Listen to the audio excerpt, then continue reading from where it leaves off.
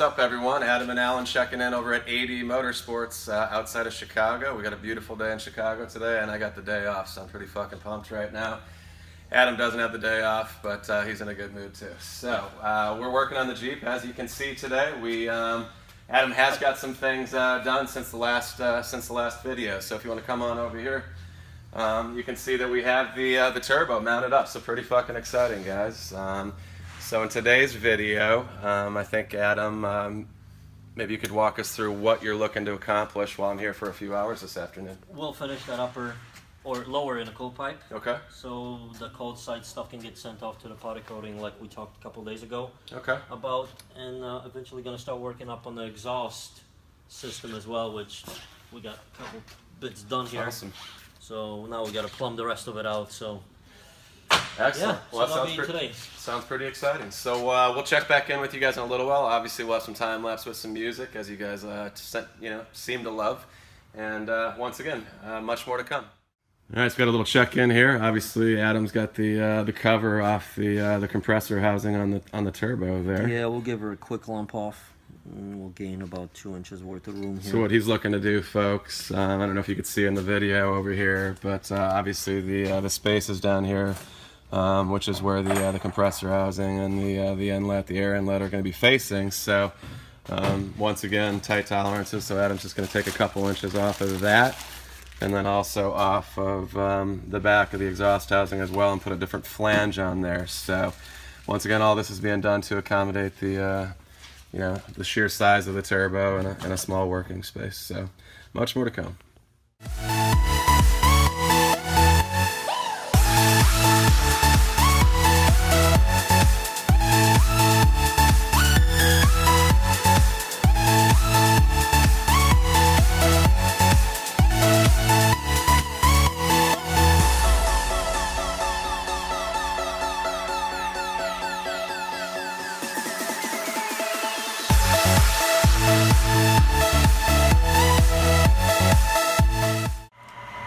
Alright, so we are back at this point. Adam's obviously removed. What would you say, Adam, about how many inches did you remove from the cover there? 2.5, maybe a little more. 2.5 inches? Nice. Honestly, you can't even tell. It looks like it was almost built like that from this angle, at least from the factory. Yeah, by the time the angle gets welded on A1. Now, that doesn't compromise anything from the structure or strength of the... No, you can get different housings with different options. Some of them have a 90s casted right into it. Some of them have V-band. Such as 42Rs and those anti-surge ports. I remember I used to have on my 3076R back in the day. This has it. Oh, do they? Yeah, but this has a race cover on there. So it's almost a 6-inch cover versus a 5 and no, I'm sorry, this is 5.6 versus a 5-inch. Gotcha. And it's actually, if you look way in there, that's anti-surge. Oh, I can see in there, I was just using I think the old Garrett one I had actually had on the actual. If you look closely over here, it's got pins on the. There's 3 pins. Yeah. And the center section will physically come out. Gotcha. This guy right there. Okay, cool. Makes sense. So you are a believer in the anti-surge covers then? Especially on the low end. Like this one will come alive in the low RPMs as well. So yeah. Okay, cool. Nice. Yeah.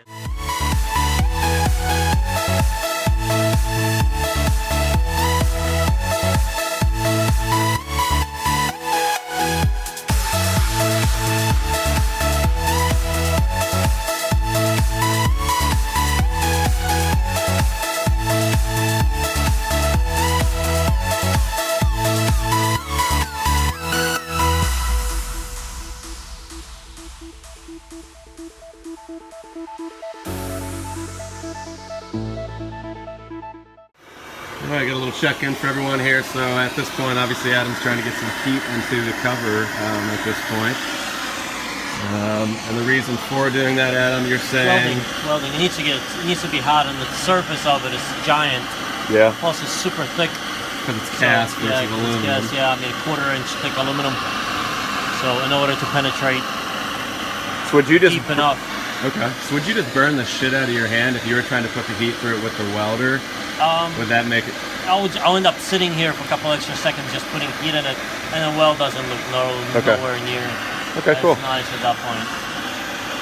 The best thing would be to stick this in an oven and get it up to a couple hundred degrees. Okay, makes sense. Like, 300 degrees or so, and and then pull it out, but then you can't really position Yeah. anything. So Unfortunately, Adam doesn't have a pizza oven at the shop yet. no, not quite as fancy as some of the other places.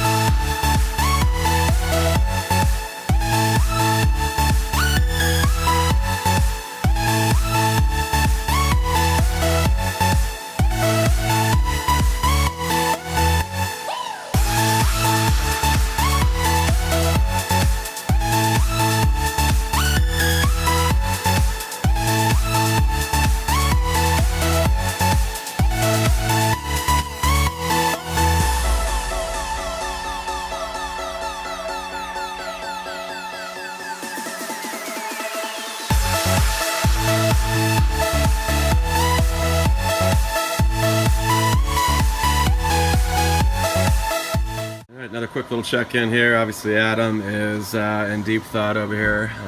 You know, with the mocking up of the last pipe here. As far as the intercooler pipes go, Adam, what exactly are you contemplating right now, or thinking about? Just placing of the second coupler. That's really it. Yeah. Yeah, I don't want to do it 3 times. So Very even though I've done it a few times before, you know, very not like I told you guys before, not a single one of them is the same way. You know, it's everything is cut by hand, so everything is in different slightly spots. So one kit won't just bolt onto the next one. You know, if you try to change the pipes and whatnot. So well, keep in mind, people, Adam's previous turbo kits, majority of them, I believe, I could be wrong, were the 75 millimeter Yeah, units, yeah, so this will be exactly, slightly different for that it's reason as well. A tad bit bigger, yeah. Yeah.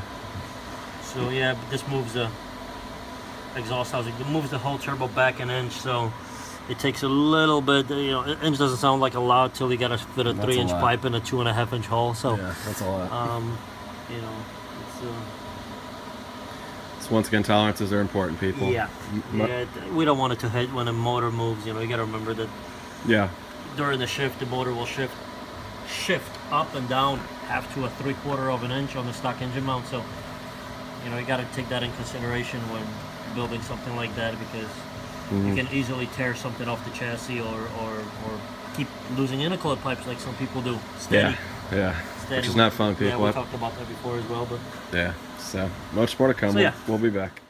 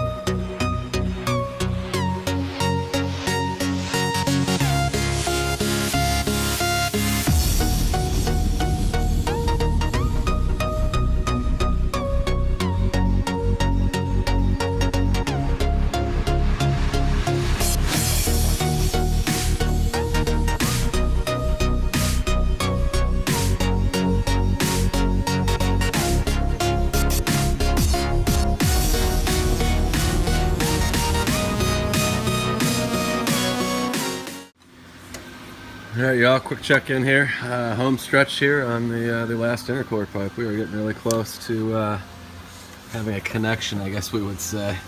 I'm not talking about love, people.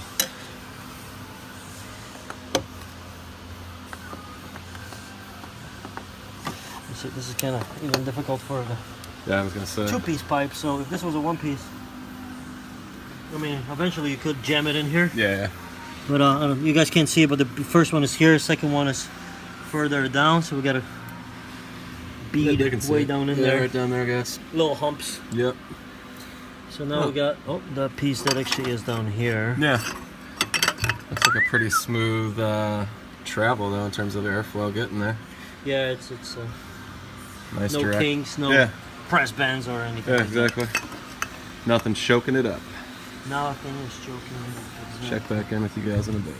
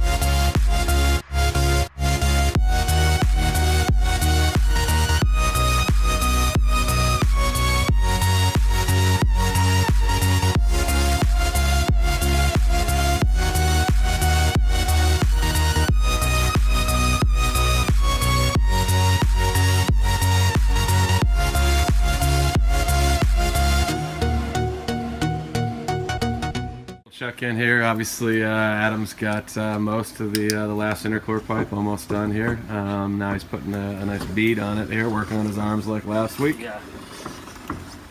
But once again, home stretch here, folks. Home stretch. Some sexy turbo goodness.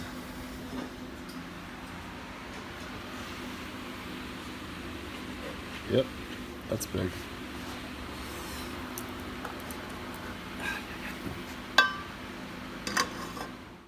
All right, and it looks like we're there. Mission complete.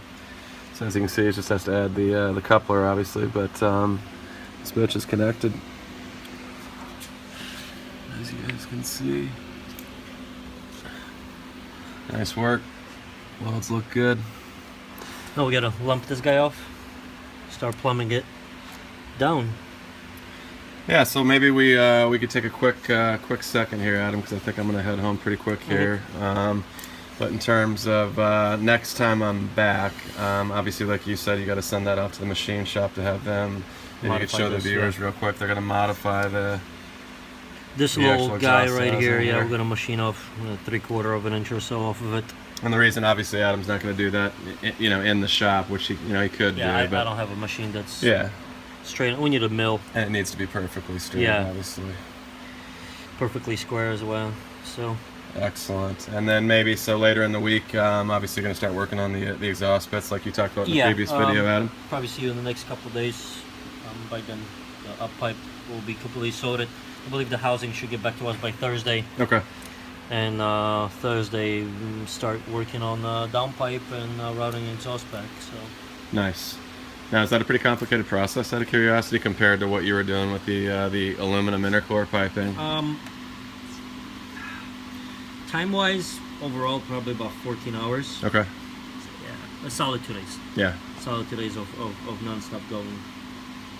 So yeah, you'll see some of the process. It's quite the pain in the ass. So. Yeah, and the car's got to go up and down, I'm imagining, for the exhaust bits. Yeah, exactly, up and down. He's constantly putting it on and taking it off. That's what I putting it mean, on, so yeah, a lot of that. Where the bolts out kind of thing. Yeah. You know? So, but then again, you got to make sure that it fits correctly and doesn't hit anywhere, rub, and etc. etc. Yeah. No, hey, Adam. Too low, like it did on somebody else's. So. Exactly. Now, I know I've had a couple questions. I figured this would be a good time to ask you, so I hope you don't mind. But we've had a few people on the internet, obviously Instagram and YouTube once again, asking about if you're looking to sell these as kits on Yeah. the vehicle. So maybe you could just spend a quick minute and talk By about. all means, I will not build a kit to ship it out because it's time consuming. We need to rent a Jeep. Well, we have our own Jeep, but essentially it takes me 2 to 3 weeks to build each one. And when I do that, I much rather build it on the truck and have the truck leave versus build it on it and then take it off and put whatever turbo kit we have on the truck already. So for that reason, I don't want to do that. Preferred other vehicles here. Yeah, we've done that for before 2 times, and it just didn't work out well. Yeah. Too big of a it worked out, but too much of a headache. Yeah, So I hear you. if the truck gets dropped off or shipped, absolutely no problems. We'll build that, and we've done it with the 88 mils.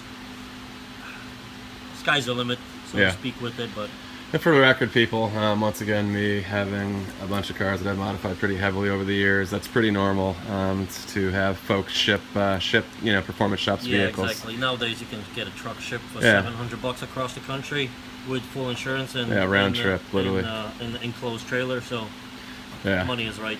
Yeah, so once again, for the folks out there, if you're looking to have a turbocharged second generation Jeep done like mine, or even a first generation like that bad boy over there, Adam once again is more than comfortable turbocharging just about anything on the road. Just needs to get the just about anything, I should I'll say. much rather stick to what I know, but yeah. But yeah, but anyways, long story short, the vehicle needs to be here, Yes. and contact him for more information.